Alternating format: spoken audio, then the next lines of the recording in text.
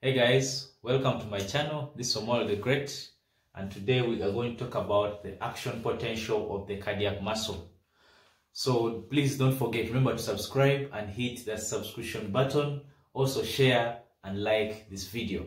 Alright, so today we are going to talk about this action potential. There are things we need to know, okay? So action potential, usually this describes the electrical properties of this cardiac muscle and how does it generate its impulse. Okay, so we are interested in knowing, we shall be interested in knowing about the different phases of the action potential. Also, we shall be interested in knowing about the different ionic changes that occur during this action potential, the different ionic changes, okay, the ionic changes that occur during this action potential.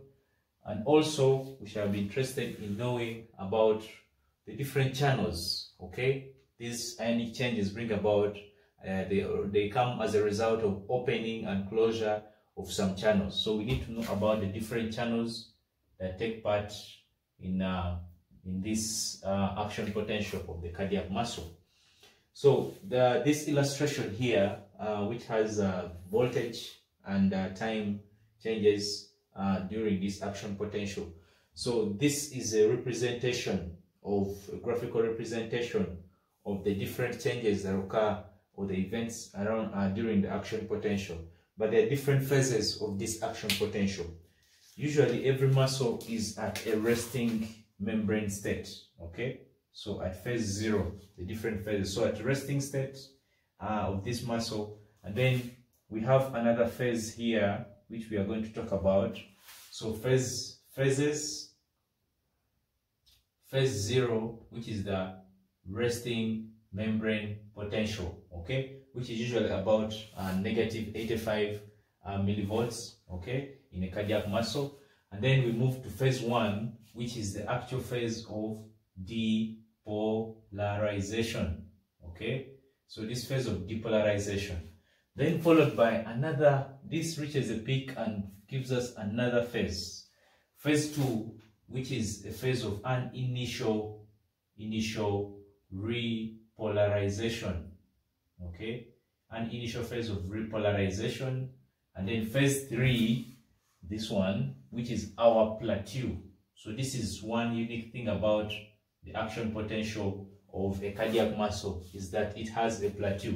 And then we have this phase 4, which is the phase of repolarization, and then we return to our phase 0, which is a resting membrane potential. So we want to understand what really happens under each of these phases. So at resting state, one thing we need to know, the ionic changes that occur usually when a membrane is at rest. Okay, so the membrane at rest, the membrane is said to be polarized, or membrane is highly electronegative inside the cell compared to the outside of the cell. Okay, so the charge within the cell is highly negative. So this electronegativity at rest of most of these cells is established by the presence of some channels. And which channels? We have what we call the sodium-potassium pump, or sodium-potassium ATPase pump, okay? So this pump will constantly keep pumping out, okay? Pumping out 3 more of the positive ions outside, okay? So it will pump a lot of sodium outside, about 3 of them, and then pumps 2 potassium inside, okay? But this potassium that is pumped inside is continuously leaked out, okay, is leaked out through the leaky channels, through the leaky potassium channels, okay. So these channels here, these two, help to establish the electronegativity that is found within the membrane at rest, and that is what happens at phase 0. So at phase 0, resting membrane potential, remember we have the sodium potassium ATPase pump and then the potassium leakage channels that help to establish the resting membrane potential. So what happens after the membrane is excited for the cardiac muscle? Impulses are originated from the sinoatrial node, and they are conducted through the conductive system of the heart, okay, which we shall look at when we in our discussion on cardiac physiology and the conductive system.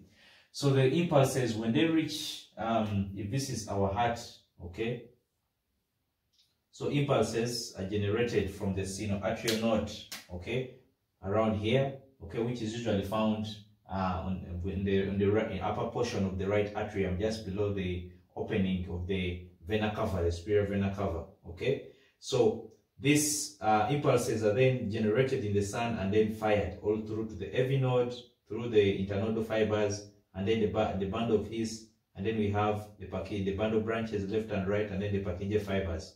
So these impulses here that move into the muscles, the atrium, okay, the atriosyncytium and the ventricular syncytium, as we shall see more in our discussion in cardiac physiology. So after this excitation, this brings about a change in the resting membrane potential, okay. So the membrane starts moving from less negative towards positivity, okay. And what usually happens here is, due to this, after the excitation brings about a change in the voltage, okay, change in the voltage starts shifting from negative towards the positive, okay. It reaches a point which is called the threshold point, okay, which is we have a threshold voltage, okay. So when you reach what we call this threshold voltage, this voltage results into opening of some channels, okay, opening of voltage gated sodium channels, okay. So these channels here, these are the voltage gated sodium channels, okay. Let me name them. So these are the voltage gated sodium channels, okay. So these sodium channels, as already we in our previous, there's a video during cellular physiology that I clearly described a lot of structural integrity and arrangement and functionality of this sodium, potassium, and all the other channels. But in brief, so these channels here, the voltage gated sodium channel, okay, as we see here, it has what we call an activation gate, which is this outside gate, and then an inactivation gate, which is the inner gate here that I'm representing with red. So in the membrane here, in stage 1, when the membrane here is at rest, okay, when the membrane is at rest, okay, at rest, these voltage gated channels are actually closed, okay, because so they are closed whereby we have the activation gate is closed, so if there is no sodium influx because of the closure of that gate, okay. But as soon as the voltage reaches the threshold, this causes opening of this channel, okay. So we see opening of this activation gate. So at rest, usually the inactivation gate is open, and then the activation gate is actually closed, okay. So then you see, when the voltage reaches the threshold, causes opening of when we say the voltage gated sodium channels, literally causes opening of this activation gate, so that we can allow an influx of what? Of sodium into the membrane, okay. So when this gate is open, allows the influx of sodium into the membrane. So during this phase of depolarization, this phase 1, we have the ionic changes. We get a rapid influx of sodium within the membrane, okay. And these channels, the characteristic of these channels, they are fast channels. So here we have the fast channels, okay, which are typically fast sodium channels. Why are they fast? They open very fast, okay, but they also close very fast. So the opening of the voltage gated sodium channels causes an influx into the membrane, influx of sodium ions into the membrane, so that the potential of the membrane now becomes more positive inside, okay. So you see the membrane potential is shifting from more negative towards positivity up to a peak, up to around 30 millivolts, okay. At this peak of around 30 millivolts, this was we have a sharp increase because the voltage gated channels open very quickly, but they also close very quickly. At that voltage, it will cause the closure of the voltage gated sodium channels. And what does it cause? It causes this inactivation gate. The inactivation gate to what? To close. Okay? So when the inactivation gate closes, there is no more sodium that can actually get into the inside of the membrane. So at this point we have, this is the opening, okay, of the channels, and then 3, we have the closure of these voltage gated channels. Opening of the activation gate allows the influx of sodium ions, and then at the peak of depolarization causes the closure of the voltage gated channels by closure of the inactivation gate. So that's what happens during this phase of depolarization. However, something interesting, we have some channels which also open, okay? So as the voltage is, this voltage is changing from negativity towards positivity, midway around here, okay, around midway, this is going to cause opening of some other channels. So typically these are structurally, these are what we call the voltage gated calcium channels. So midway here, this change in the voltage is going to cause opening of some other channels, which are called the voltage gated calcium channels. There are 2 types of calcium channels. We have the L-type calcium channel and the T-type calcium channel. L for long-standing and then T for transient. So the L-type calcium channels, okay, which are more involved in this action potential. The T-type are involved in the action potential of the sinoatrial node. So emphasis, we shall talk about the L-type. L for long-standing. So they stay longer, okay? So they open slowly and also close much slowly. So these are the L-type voltage gated calcium channels, okay? So these ones here. So here at this state they are closed, okay? So they are usually closed all the way through here, but around here this voltage, okay, maybe a voltage reaches some voltage and causes opening of these voltage gated channels. So but because they open very slowly, you find as we describe the different phases, they allow an influx of calcium slowly or gradually until for a much longer time, okay? So we see they are starting to open, okay? They are this cross, this X kind of closure of these channels. They tend to now open up slowly by slowly, okay? So that's what happens during depolarization. So at the peak here, we said there is closure of the voltage gated sodium channels, followed by opening of some other channels, which are the voltage gated potassium channels, which are here, okay? These are the voltage gated potassium channels, okay? So these voltage gated potassium channels, at this peak of this, these also open slowly and also close slowly. So there's an initial opening of these channels. So they have typically a gate, the inner gate, okay? So the inner gate tends to open, and then we get a rapid influx, okay? We get a rapid outflux, okay, of potassium ions.